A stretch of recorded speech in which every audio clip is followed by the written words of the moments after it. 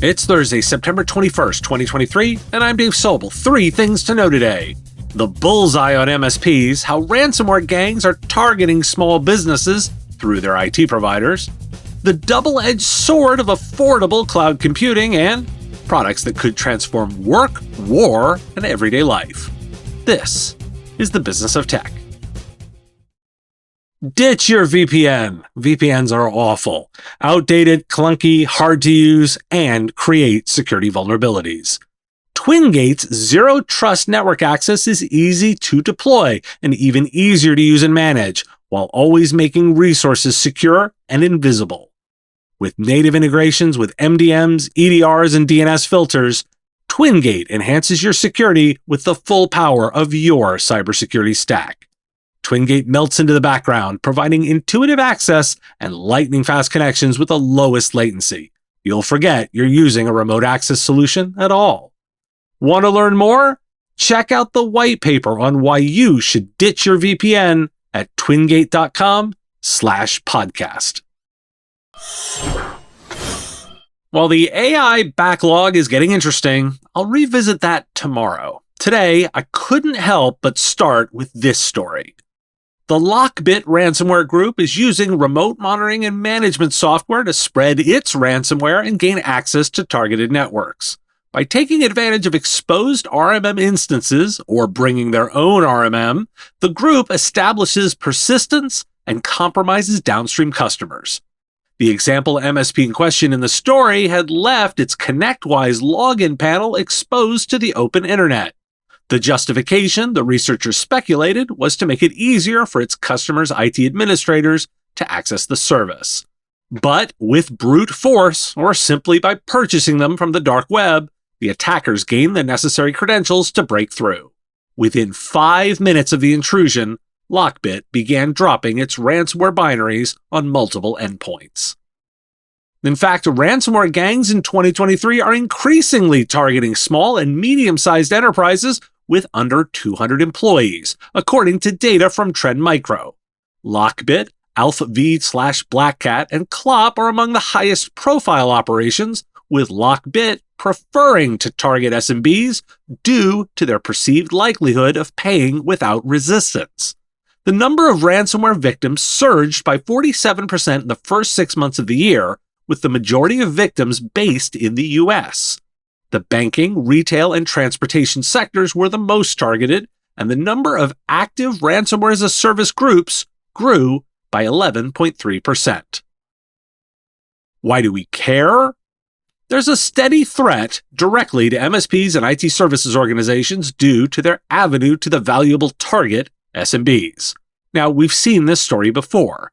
SMBs are seen as easier targets who are more likely to pay ransoms without putting up much of a fight.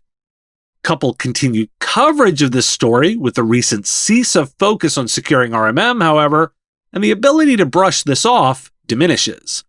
Failure to secure systems is not merely an internal risk, but a potential catastrophe for clients. A listener recently cited that too many SMBs were telling them that, quote, they weren't a target. Well, here's your report that they are. SMBs need to shed the complacency that comes with thinking they're too small to notice. The data speaks otherwise.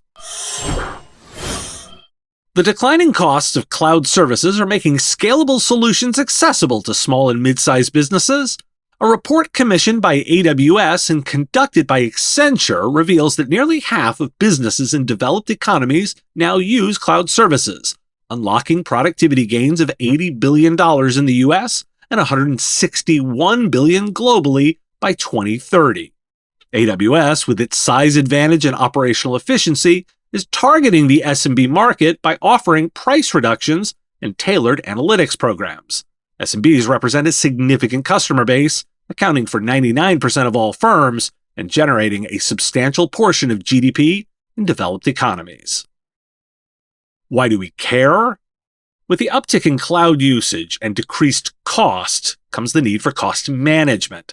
Cloud isn't necessarily cheaper, it's redirected spend.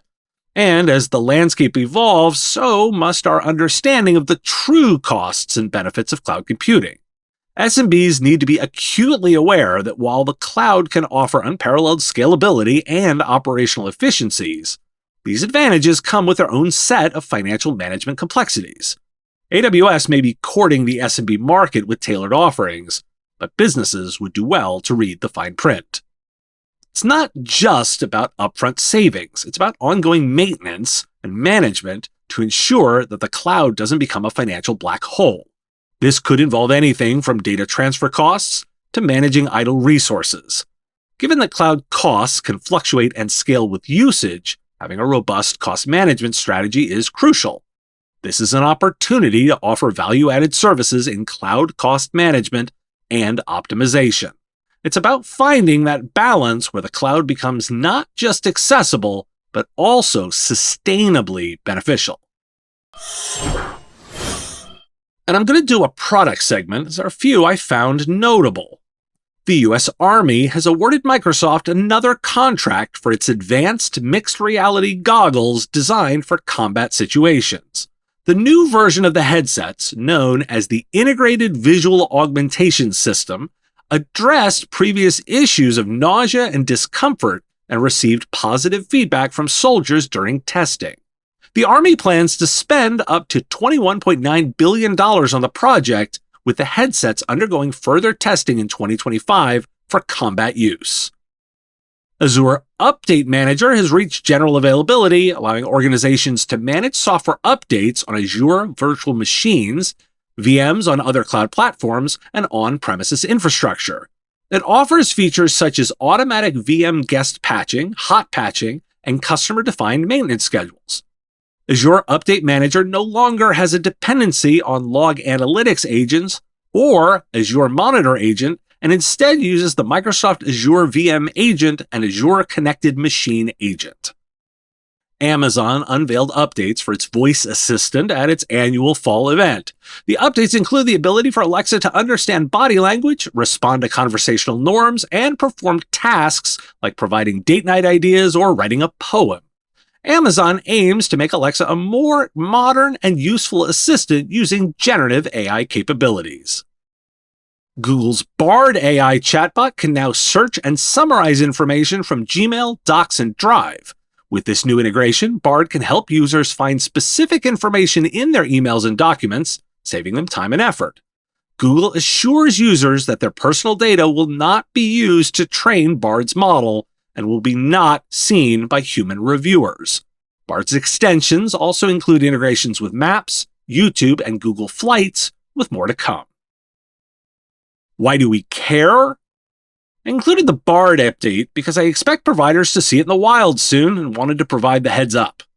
Azure Update Manager is another data point on the movement of management tools into Microsoft's arsenal. Microsoft is signaling a one-stop solution for cloud and on-premises infrastructure, indicating the tech giant's move towards consolidating management tools. I've been down on the metaverse broadly, and I wanted to highlight a potential direction for the technology. Bulky goggles are a lot less of a problem for the Army, who already uses bulky goggles for things like night vision.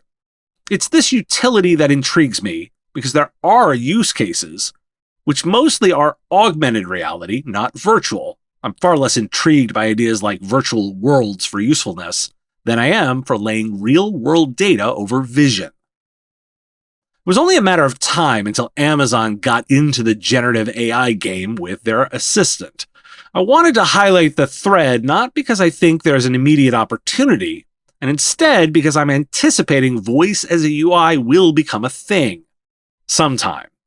I've been wrong on the timeline here a lot. While voice as a UI has been a slow burn, Amazon's latest updates to Alexa could be the kindling. With generative AI making Alexa more intuitive and conversational, we might be getting closer to the tipping point for voice-controlled interfaces.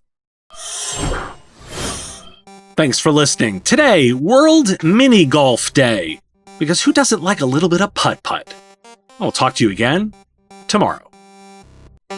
The Business of Tech is written and produced by me, Dave Sobel, under ethics guidelines posted at businessof.tech.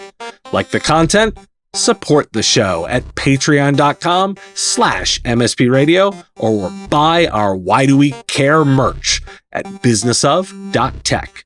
If you want to reach our listeners, visit mspradio.com/engage. Part of the MSP Radio Network.